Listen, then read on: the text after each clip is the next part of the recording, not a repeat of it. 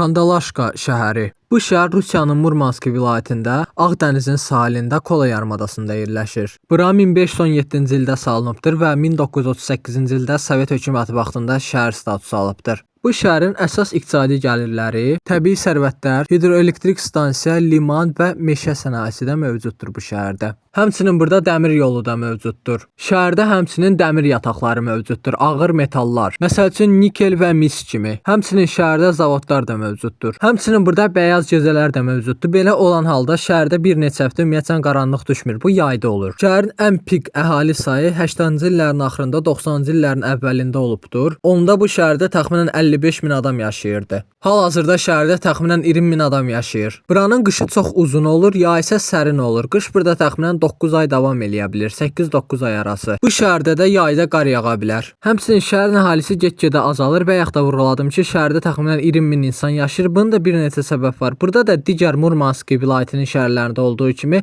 karyera şansı cavanlar üçün demək olar ki, yoxdur. Həmçinin insanlara D vitamini çatışmır burada. Burada soyuqlar həddindən artıq çox olur və uzun gedir qışlar.